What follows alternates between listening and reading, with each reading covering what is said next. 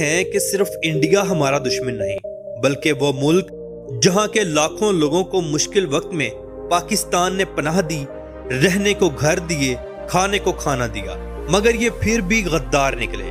جی ہاں، میں افغانستان کی بات کر رہا ہوں۔ پاکستان نے افغانستان پر حملہ کیوں کیا؟ کتنے افغانی طالبان جہنم واصل کیے؟ افغانستان اور انڈیا نے مل کر کیا معاہدہ کیا؟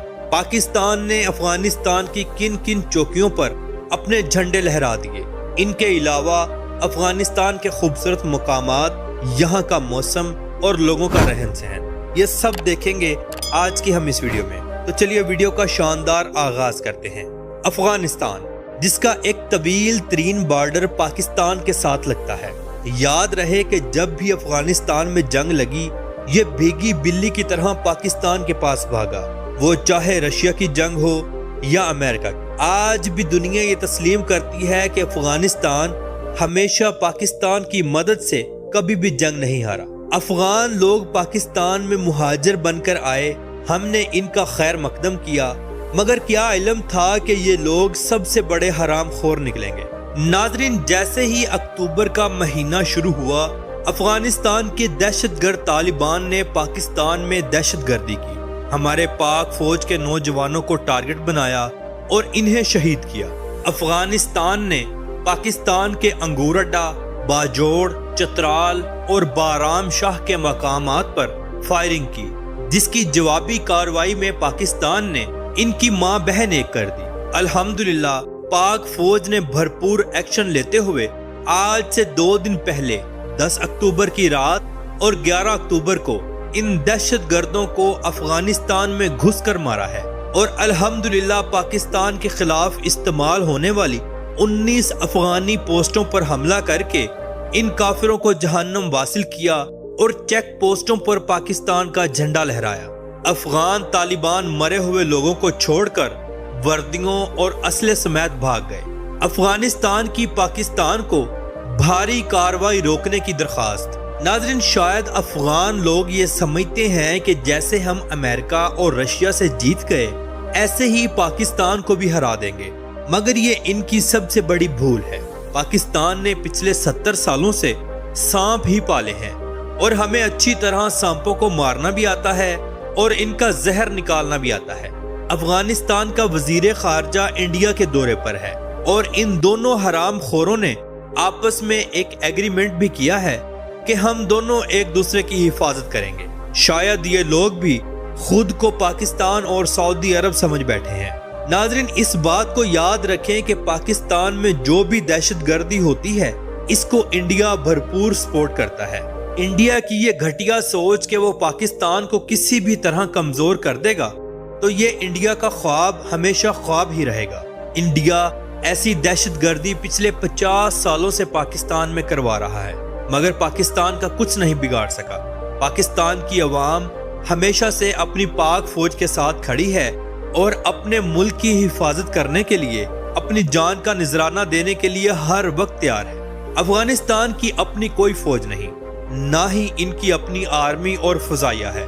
ان کے پاس صرف پیدل چھپ کر پیٹھ پیچھے وار کرنے والے چند ایک لوگ ہیں۔ پاکستان کے آرمی چیف نے کھل کر بیان دیا ہے کہ ہم افغان دہشت گردوں کے خلاف لڑیں گے، نہ کہ افغانستان کی عوام کے خلاف۔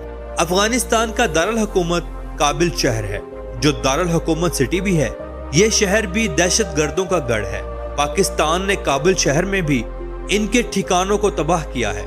یہ ایک قدیم اور خوبصورت شہر ہے، جس کی تاریخ صدیوں پرانی ہے۔ یہ شہر پہاڑوں کے درمیان آباد ہے۔ افغانستان کی کل آبادی تقریباً 30 سے 50 ملین کے درمیان ہے۔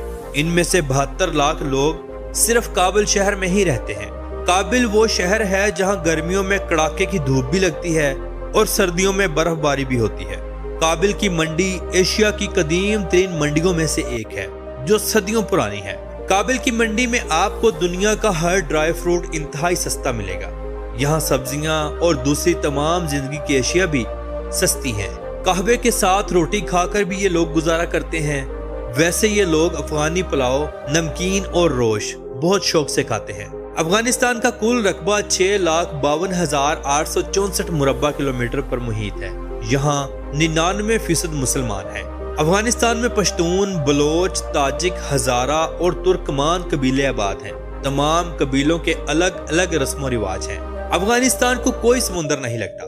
یہ لوگ انڈیا کی مدد سے مصنوعی نہریں نکال رہے ہیں، جس کی بدولت لاکھوں ایکڑ زمین کو سیراب کیا جائے گا۔ ناظرین، پاکستان اور افغانستان کے بارڈر سے دنیا کی ہر غیر قانونی چیز سمگل ہو کر آتی ہے، جیسے کہ نان کسٹم گاڑیاں، اسلحہ اور منشیات وغیرہ۔ یہ لوگ نان کسٹم گاڑیوں کو غیر قانونی طریقے سے پاکستان میں بھیجتے ہیں اور سستے داموں بیچتے ہیں۔ یہ گاڑیاں دہشت گردی کرنے میں استعمال کی جاتی ہیں۔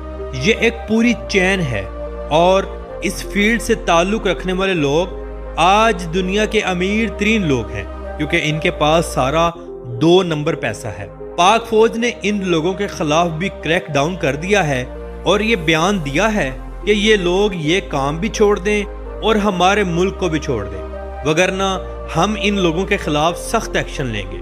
افغان لوگوں کو جب یہ کہا جاتا ہے کہ اپنے ملک میں جائیں اور پاکستان کی جان چھوڑ دیں تو انہیں بہت زیادہ برا لگتا ہے، کیونکہ ان لوگوں کا باقاعدہ یہاں ایک نیٹ ورک ہے۔ ان لوگوں نے غیر قانونی پیسہ یہاں انویسٹ کیا ہوا ہے جو سب ڈوب جائے گا۔ یہ لوگ صرف آستین کے سانپ کے علاوہ کچھ بھی نہیں، جو پاکستان کو اندر سے کھوکھلا کرنے کی کوشش میں ہے۔ ملک پاکستان کی فوج اور حکومت مل کر انشاءاللہ پاکستان کو ان حرام خوروں سے ایک دن ضرور پاک کر دے گی۔ افغانستان کی عورتیں پردہ کرتی ہیں، مگر یہاں بھی فحاشی بہت عام ہے اور جب چاہے ان عورتوں کو استعمال کر کے چھوڑ دیتے ہیں۔ یہاں کی عورتیں بھی اس کے عوض کچھ پیسے لیتی ہیں اور یہ کام افغانستان میں فل عروج پر ہے۔ بے شک افغانستان ایک قدرتی خوبصورتی رکھنے والا ملک ہے، مگر یہاں کی غلاظت کی وجہ سے ان لوگوں کے نصیب میں اللہ تعالیٰ نے ذلیل ہونا لکھ دیا ہے اور انشاءاللہ یہ ذلیل ہی ہوتے رہیں گے۔ ناظرین، سب مل کر دعا کریں کہ اللہ رب العزت کی ذات ان کافروں سے ملک پاکستان، یہاں کی عوام اور فوج کو اپنے حفظ و ایمان میں رکھے۔ آمین ثم آمین۔ پاکستان کے صوبہ بلوچستان میں بھی افغانستان کے طالبان ہی ہیں جو کہ ملک پاکستان کی افواج کے خلاف لڑتے ہیں، اور ان طالبان دہشت گردوں کو صرف انڈیا سپورٹ کرتا ہے۔ انڈیا ان کو پیسہ اور اسلحہ دیتا ہے جو یہ لوگ پاکستان کے خلاف استعمال کرتے ہیں۔